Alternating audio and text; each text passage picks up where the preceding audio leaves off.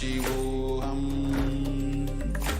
ॐ नित्यानन्द परमशिवोऽहम् ॐ नित्यानन्द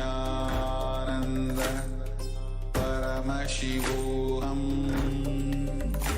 ॐ नित्यानन्द परमशिवोऽहम्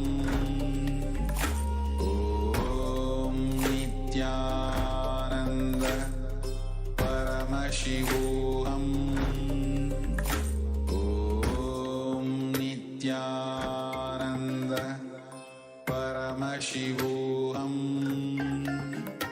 ॐ नित्यानन्द परमशिवोऽहम्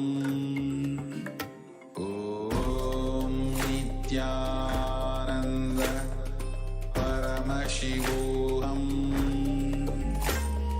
ॐ नित्यानन्द परमशिवोऽहम् ॐ नित्यानन्द परमशिवोऽहम् ॐ नित्यानन्द परमशिवोऽहम्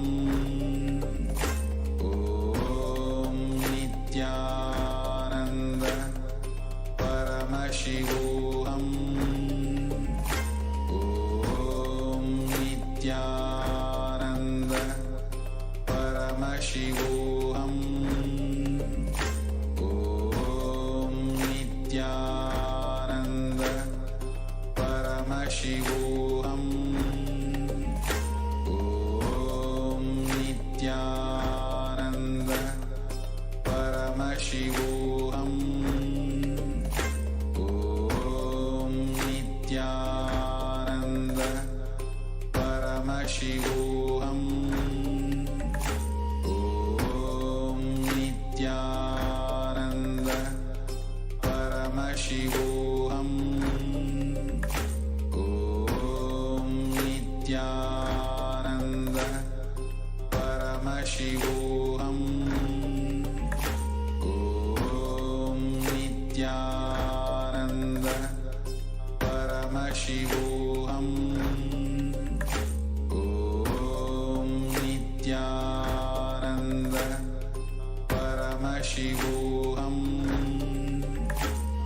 ॐ नित्यानन्द परमशिवोऽहम्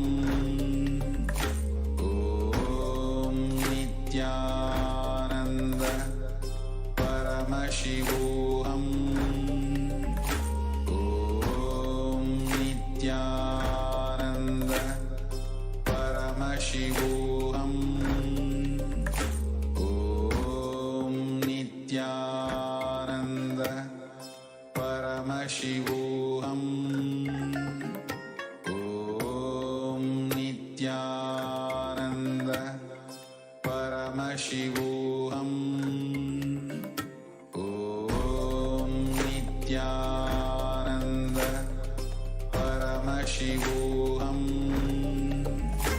ॐ नित्यानन्द परमशिवोऽहम् ॐ नित्यानन्द परमशिवोऽहम् ॐ नित्यानन्द परमशिवोऽहम् ॐ नित्यानन्द परमशिवोऽहम् ॐ नित्यानन्द परमशिवोऽहम् ॐ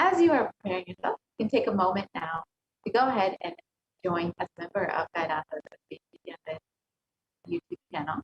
So you can visit Kailasa's SPH and on YouTube, and you can go ahead and click the join button next to the subscribe button. And once you have clicked that, you will get an option of various levels of e-Kailasan. You can join now. You can choose whichever one you would like and join as a member. And once you have become a member, you will have access to various exclusive content, as well as the opportunity to ask your questions during the live Parashakti Akashic reading, as well as the live Bhagavan Paramashivam site just wanted that. So now let us enter into this segment and understand who is Devi, how she is manifesting through the Supreme Pontiff of Hinduism.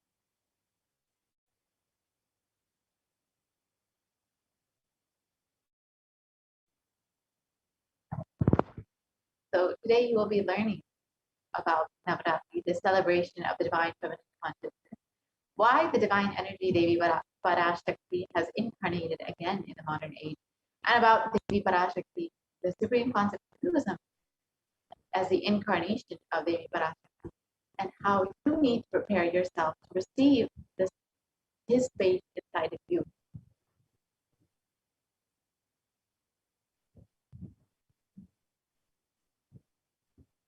And as the cosmic feminine consciousness, Parashakti liberates you, bestowing her supreme knowledge, and bestows her completion through the worship. And Devi Parashakti is worshipped by all the gods and goddesses of Kailasa, and in the Chandi Homa, all of Kailasa requests her divine presence to bestow upon you. And through her macrocosmic space, getting mirrored in the inner space. For this step, recommended that you do the exercises sincerely, and delayed gratification is the space that is the best to be the best receptor for darshan and her incarnation form.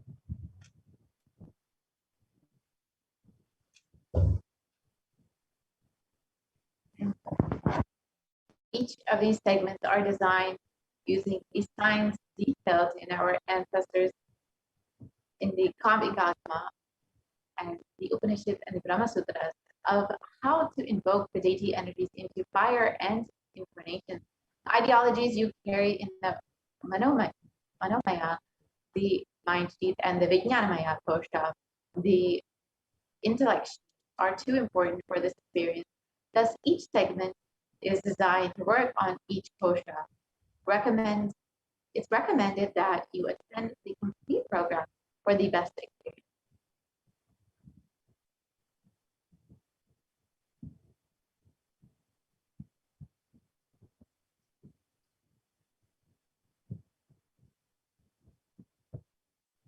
And now, with that, we will be getting into the next segment of this program, where all of us will be seeing a live demonstration of these extraordinary Shaktis, the extraordinary Shaktis that Supreme Pontiff of Hinduism has given to the world as a gift.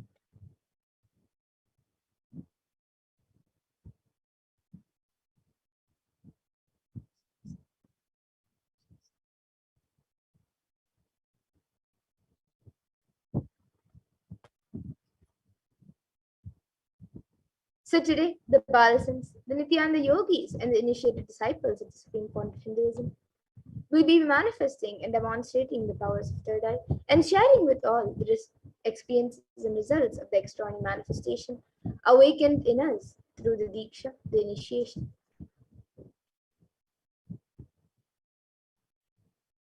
And in today's Bhava Samadhi Darshan, all of us will be receiving the initiation into the third eye awakening and various other powers with the blessings and grace of the Supreme Pontiff of Hinduism. And we will be manifesting the following powers of third eye, which is seeing with the eyes blindfolded, and various other powers such as body scanning, remote vision, and many more. And for those of you who might be wondering where the third eye is located and how it works, the third eye is a cosmic browsing center located between the brows, which upon initiation, one can effortlessly express powers and see through the third eye just as you would with your two eyes.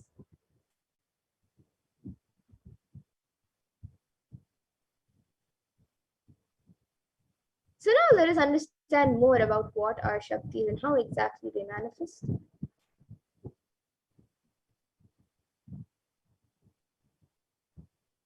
In the Vedas, the source scriptures in Hinduism, Paramashivam reveals in elaborate detail that every human being is hardwired to be able to manifest 463 extraordinary Shaktis, divine powers.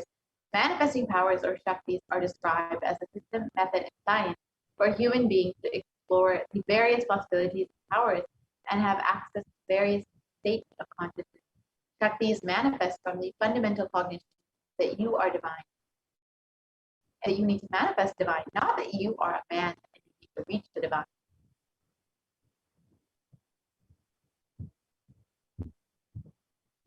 Now, many of you might have heard the term siddhis as a very common term used for any type of extraordinary manifestation.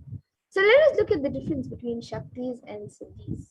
Shaktis expressed from the space of enlightenment as a side effect of feeling connection with the divine and higher integrity with the Guru, and are a source of enlightenment, whereas siddhis are powers that manifest from tapas or penance for enlightenment and are on the path of enlightenment.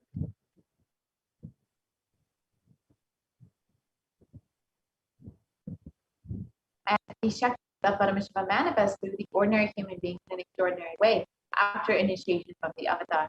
Shaktis are permanent, however, siddhis are not permanent, and siddhis may divert from life.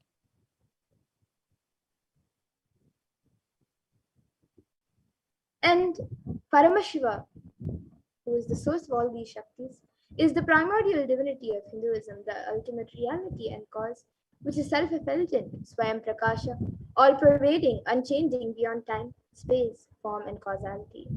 And as the fundamental base of Avyakta, the unmanifest, and Vyakta, the manifest existence, he performs the Panchakritya, or the 5 cosmic acts of Shrishti, which is creation, Sthiti, which is sovereign rulership and maintenance, Samhara, which is rejuvenation, Throbhava, which is pulling out a delusion, and Anugraha, which is liberating grace for all living entities.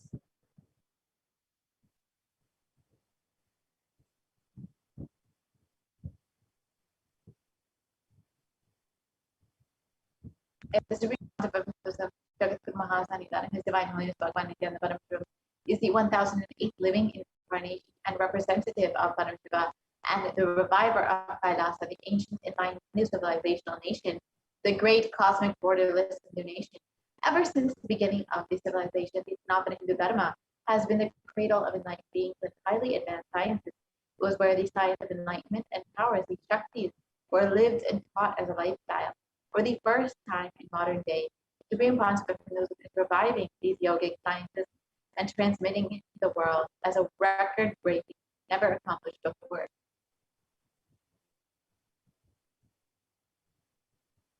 And all of this knowledge and these sciences of power manifestation, these Shaktis, are passed down from one generation to the next through the science of Diksha, initiation by enlightened gurus.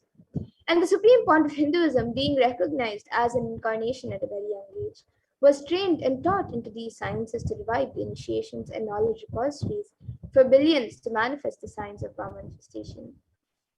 From the disciplines of Vedanta, Tantra, Sri Vidya, Yoga and Yogic powers, Mantra Shastra, Siddha Vidya, science of Aushadha, Advaita, Bhakti Yoga, Paramashiva Jnana, and much more. And all of you can also see the Guru Parampara, all the various gurus and enlightened beings who have trained the Supreme Pontiff of Hinduism ever since we were young. So you can see Mataji Vivekanandapuri, Pundi Swamigal, Isikal Swamigal, Annamalai Swamigal, Kanchi Paramacharya, Yogi Raj Yoganandapuri, Visari Swamigal, Sri Tirchi Mahaswami, Tirunai Swami, Thinnai Swami, Sri Sadhu Om, and many more. So now let us see how we can awaken these divine Shaktis in us. How can you manifest these Shaktis yourself? The Supreme Pontiff of Hinduism beautifully says, every ultimate truth, jnana, is mapped into your consciousness, prajna, and manifests as a possibility and power of every being, prajnana. So now let us watch a small video on the power of initiation. Diksha is the direct transfer of spiritual energy by an enlightened being through look, word, or touch. The traditional Vedic book Navaratneshwara states, Sarvasamapi dikshanam muktihi phalamakhanditam avirodhat bhavantyeva prasangyastu bhuktayah. The main benefit of all initiations is moksha, enlightenment. As a side effect, health, wealth, leadership and well-being happen. And in Rudrayamala Tantra, Shiva says, Devi diksha vihinasya na siddhihi na cha sadgatihi tasmat sarva prayatnena guruna dikshito bhavet. The one who is not initiated does not attain liberation nor a better future. So by all efforts, one should get initiated by Guru. What is the science of initiation? Neuroscience has proved that the process of initiation floods the brain with energy. This is the superconscious energy of Kundalini, our own highest inner potential energy. As the Kundalini flows from the thalamus to the cortex, it sets up a powerful energy loop within the brain, which awakens the latent non-mechanical parts which we have never used before. With increasing levels of coherence, the whole brain comes alive, turning into a superconductor of conscious energies that heal, empower, transform our lives, bliss and fulfillment. Initiation creates high awareness, visualization, creativity. It also slows the aging process and improves the immune system. Kundalini awakening, healing experience, levitation, teleportation, materialization. Experience the power of initiation through a range of exclusive programs conducted at the ashram. Nithyananda Dhyanapeetham, Nithyananda.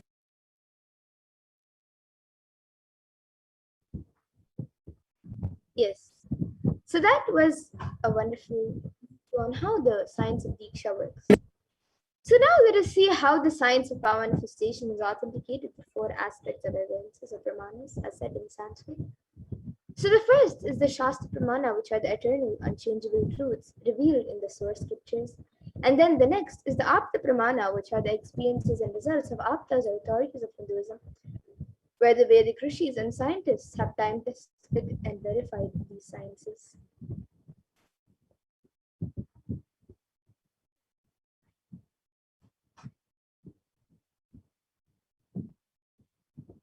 The next is the Atma Pramana, which is an account from the life of the Supreme Pontiff of Hinduism, this millennium's avatar's personal experience of the power manifestation.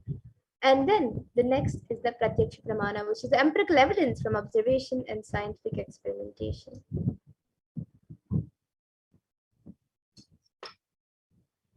Now, many of you might, of course, have heard about the Vedas and Agamas. You would have, you might know something about it. So now let us see what exactly the Vedas and Agamas are. So the Vedas are the ultimate superior authority for Hindus and are a pure science where the ultimate truths are explained. And the Agamas are the scriptures where the applied technology and the applied sciences are expanded. And the Vedas and the Veda Agamas are given the status of Shruti as they are directly revealed by Paramashiva. They are the ultimate, eternal, unchangeable truths. And a reference cited from these Shastras or source scriptures is called the Shastra Pramana. So now, let us all get ready to witness a very unique and very exciting demonstration of the powers of third eye.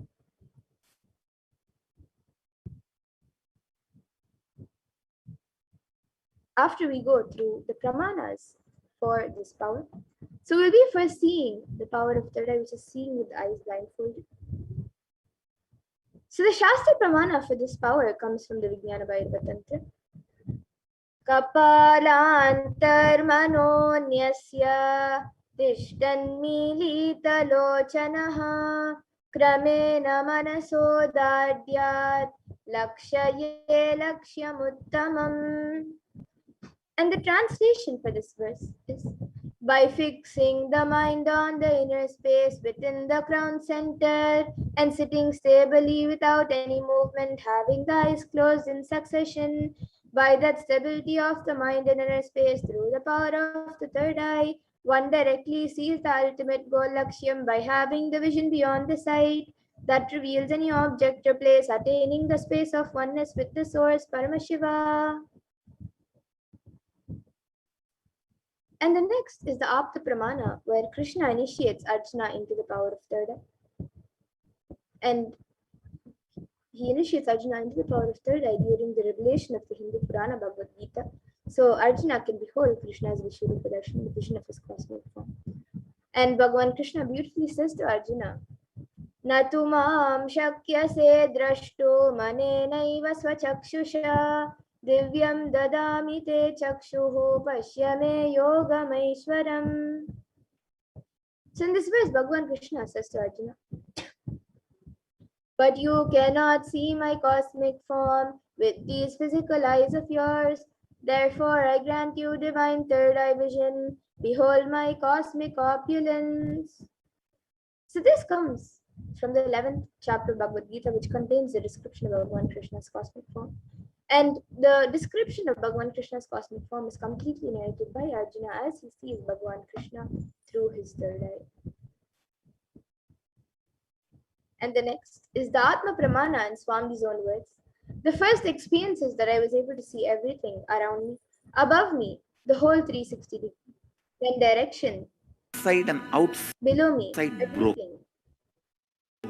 I realized not only I was able to see, I was able to feel and experience all of that as well. And the next is the Pratyaksha Pramana, which is the empirical evidence from observation and scientific experimentation. And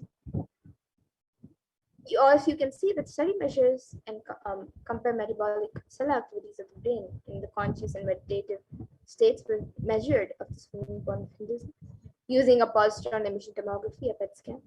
And it was measured that when doing daily activities, there was high activity measured in the brain where the third eye is located.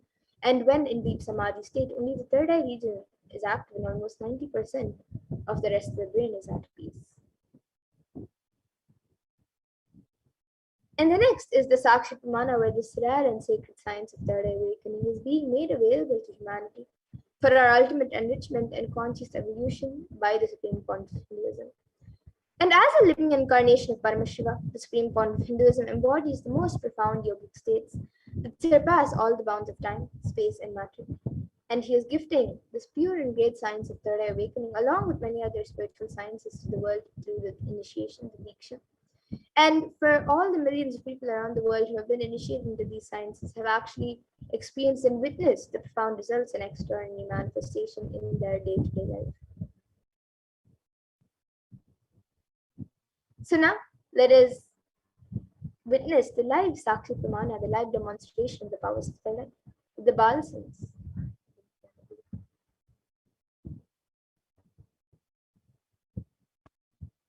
So here with me I have this eye band, which in front is a thick opaque plastic sheet, and in the back there is thick black sponge which will not allow any type of light to enter around the eyes. And all of you can see. So my eyes will be sitting into these two sockets over here, and even the bridge of the nose will be covered. And this eye band is actually certified by ophthalmologists and it's usually given to people who are suffering from insomnia so they can have better sleep. And now this eye band will be put on my eyes by a volunteer.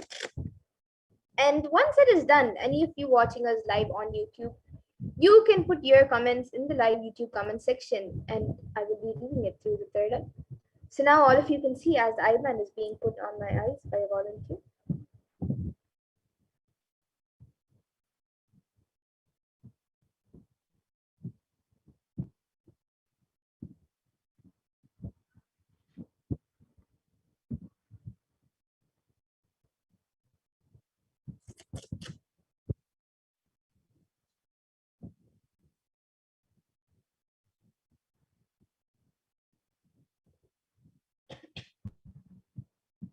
Yes, you can move a little to the right and center, to the right. Yes, now it's centered. So now, I will be turning, all of you can see that the eye band has been put. I will be turning to my right, left, up, and down. So all of you can see that the eye band has been put. And now the YouTube comment section will be projected in front of me. And once it is done, the YouTube comment section will be projected in front of me, and we'll also be projecting it for all of you. So now any of you watching us live on YouTube and even on any other social media platform, you can post your comments in the YouTube comment section on Kailasa's SPH and NITHYANANDA YouTube channel. And I will be reading it through the third eye. So you can post anything that you would like me to read. It can be a sequence of emojis, numbers, letters, words, sentences. It can be a sentence that does not make sense at all. And it can even be a different language or any scientific term that you think I may not be able to read.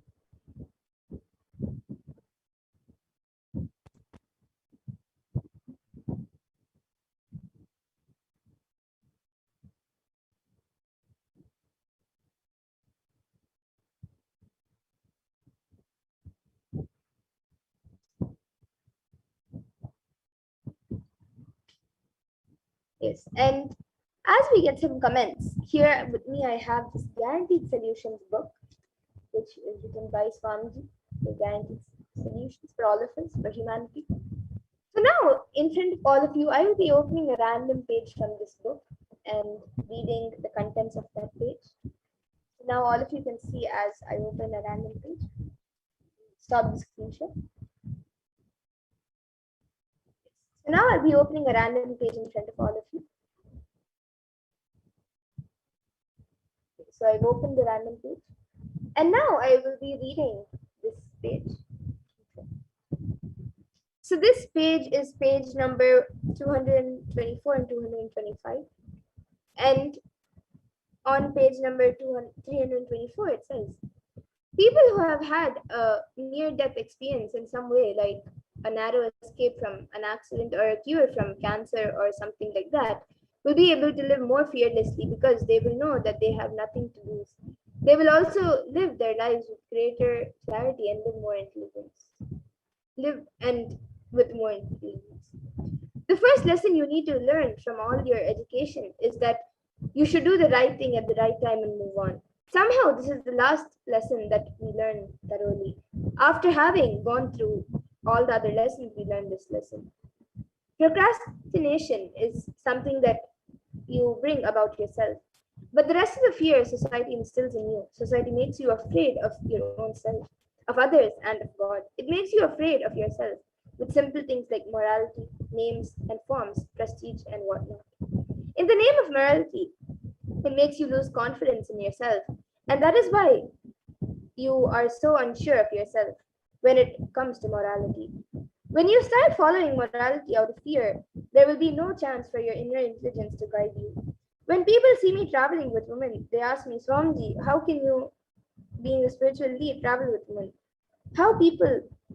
Will people not talk about you? First of all, they are forgetting that they're talking to an enlightened master. If they are completely aware whom they are talking to, they will not even come up with the question. Anyhow, I have to answer them in their language, and so I tell them, I have faith in myself, and the women have faith in me. Why are you bothered? They are simply shocked when I say this.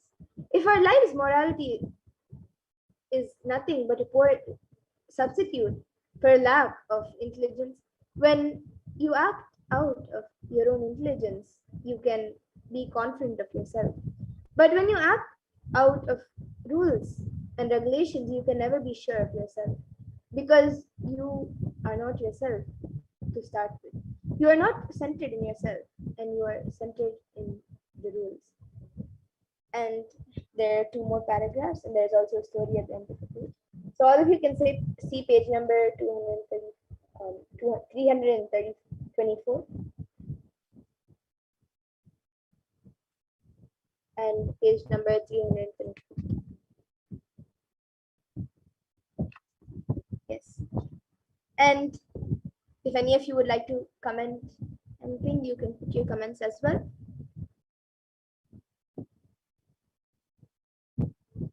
So it can be anything that you would like me to read. You can post anything as sequence of emojis, numbers, letters, words.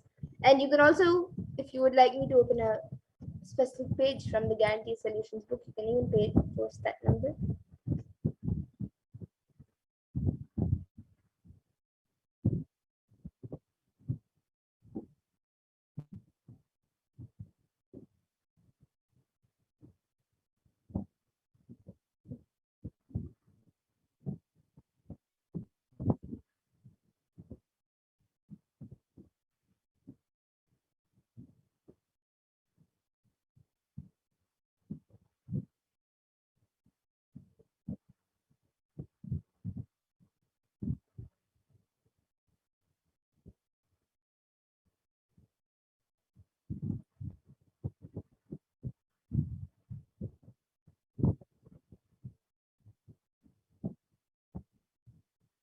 And we'll also be having the power of body scanning. So if you would like a body scan, you can also put in your comments. And we will be doing the body scan for you.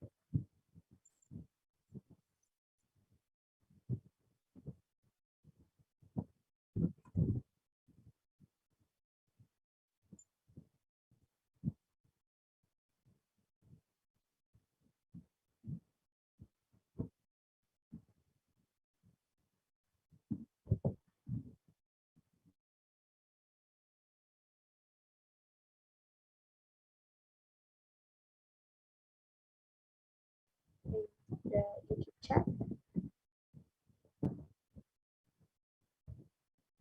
And even in Kailasa's Nityananda Sangha YouTube channel.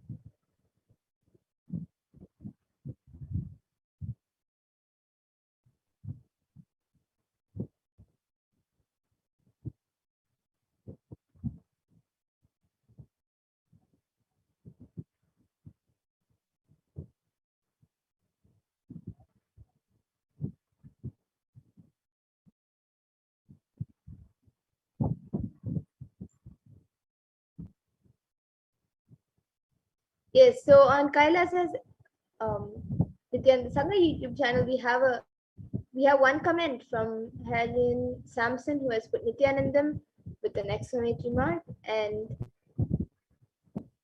paw emojis. So there are two paw marks, and then a namaskar emoji and a heart emoji.